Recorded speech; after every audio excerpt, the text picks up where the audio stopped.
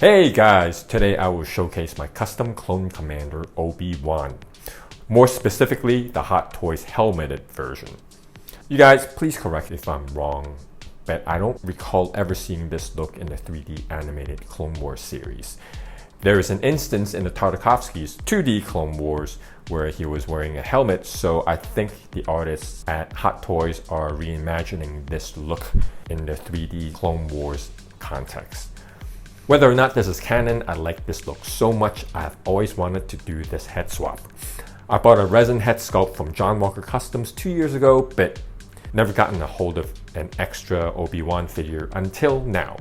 Recently with the reissue of the Clones of the Republic 2-pack. As for the cape, I was trying to decide whether I should repurpose an extra Jedi robe lying around. However, I'm not good with fabric, so I opted instead to modify the cape from the old Director Krennic figure. Since I have an update figure, at least the old one is put into good use.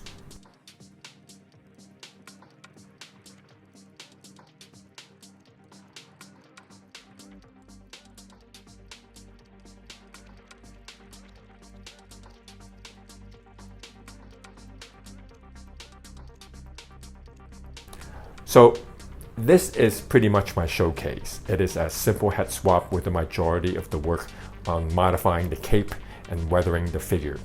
It could be done within a day, and currently I am more in favor of less ambitious customs. However, this custom is not as simple as I originally thought. There are some challenges I've encountered, more specifically with the neck connection and modifying the cape, and also with the coloring of the armor. So for anybody who wants to have more details on this, some of the process I went through, please stick around. But otherwise, thank you so much, and I'll see you in the next video.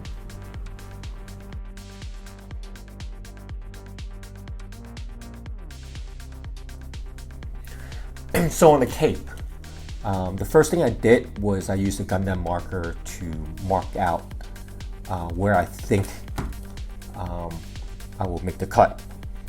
And I did my best with the material that I have. I know the reference image, it's in a little bit more, but I think I think this is very acceptable. Right here, I decided to bring it in over here, and there is naturally, if you look at it, there's actually on the Krennic's cape, there's naturally a kind of a seam that runs down here. But what I've decided to do is, instead of having it just going flat down like this, I've decided maybe I will first bring it in a little bit more, just to have enough material to work on. So as you can tell from the shadow, this is actually where the seam occurs, and this is where I bring it in, just so it'll look a little bit more natural. Of course, I'm gonna have to work with it as I go along. But this will essentially buy me enough material so that if I don't like the way it looks, I can always cut back a little bit more, as opposed to cutting too much and then realize I've made a mistake and I'm pretty much screwed. So yeah, so this is pretty much the shape I'm going to be working with. I'm going to be making the cuts now, and wish me luck. Okay, we're back. So I have been working on the cape, and I actually decided to take the leap of faith and cut it. And I gotta say, I'm very happy with the way it turned out, because yeah, as I said, this is the natural seam line that was drawn over here, and I decided to cut in a little bit more. One quick note is I actually went through the trouble of beveling the edges, because otherwise I just basically took a scissor and just cut it very carefully along here. But if you do that, actually the edges are going to be thick, if you can imagine, if you just take a section across the plastic parts. So what I did was then I took a knife, and then I kind of just do my best to cut it in while still maintaining integrity of this outline. And then I took I vary between sanding it and then, like, taking a knife just to make sure that there's no line over here. Of course, you can see it very faintly, but hopefully by the time I have spray paint this, it will not be very apparent. And so far, I actually, you know what, I'm going to keep this length. I originally thought that maybe I would just come in a little bit more, round it out a little bit, make it a little bit shorter, but you know what, I'm going to keep it for now and see how it looks in the end once I spray painted it.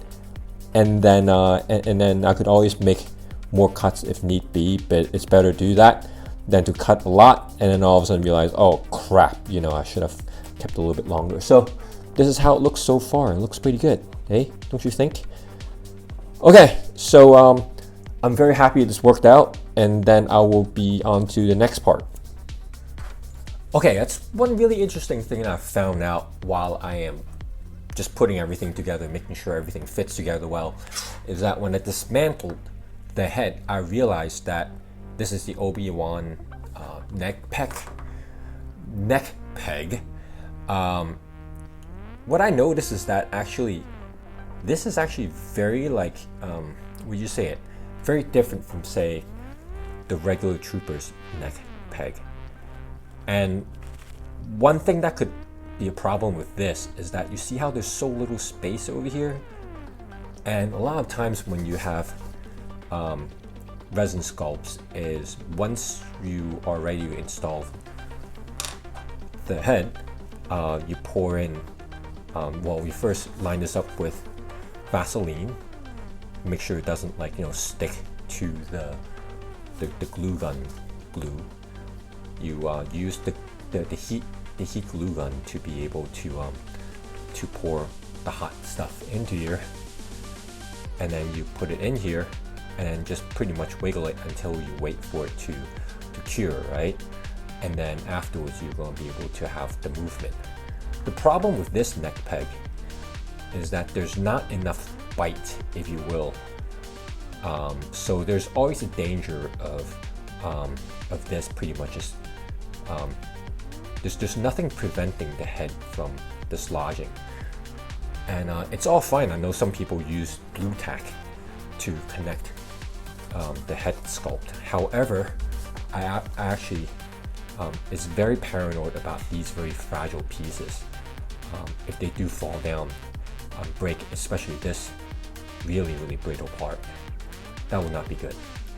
So what I've decided to do is, luckily, this peg over here actually fits well with the standard Trooper, and this is luckily also this collar is also soft enough so that once you put it in there, you could actually wiggle it pretty well. I checked it before, so it's good. So that's really one thing you gotta look out for when doing this custom. This is actually a spare from a lot of the spare figures I have, so I'm fine with this. And so yeah, this is what I found out, and I hope you guys don't run into the same problem. So just to put everything together first for a quick mock-up, just to make sure everything fits together, it looks nice and fine. I haven't put the neck peg on yet because I'm about to just take it apart anyways, but just to kind of check, everything seems okay here. The head sculpt seems a bit bigger, but that's fine because this is somebody in a helmet, so I am okay with it. So I think it looks good. What do you guys think? So I am going to go ahead and start to weather up the parts, paint the cape, and then yeah, and then hope everything turns out well, and I will see you back here. Alrighty there. So I am going through the usual process of taking the figure apart and then spray painting them or treating them before I weather it. And I just want to run with you some of the thought process. First of all, what I usually do now with a figure is I usually just take them apart and then I'll spray it down with a white primer, and sometimes with a white spray paint. However, in this case, I decided not to do that in some instances because on the shoulder pauldron over here, I have already, there's already an icon over here. I don't feel like repainting this. I think it's beautiful as it is. So what I did here instead is I decided to keep this before I weather it. I sprayed like a coat of finish, clear finish. So I'm using semi-gloss right now, just so the weathering is going to be run pretty smoothly. So I did it for most of it, right? The only problem is this. The head sculpt is actually, if I were to do it just with regular white primer and then white paint, what it turns out, it will turn out to be a different shade of white to this. So what I did was I took kind of an off-white, which is Tamiya Racing White, and I sprayed that on first, and then I lightly sprayed on the white paint. So the yellow would show up underneath, and in the end I just kind of tweak it until it matches the color. So as opposed to before, I try to spray everything the same white in order to get the uniform whiteness. This one I have to kind of play around with it, tweak it in order to match the plastic for that it comes with. And over here I did the same thing actually. Over here I decided to actually spray paint it too. The rest of it is just clear coat. As for the cape, I sprayed it with a rust color primer, and then afterwards I went with a brown.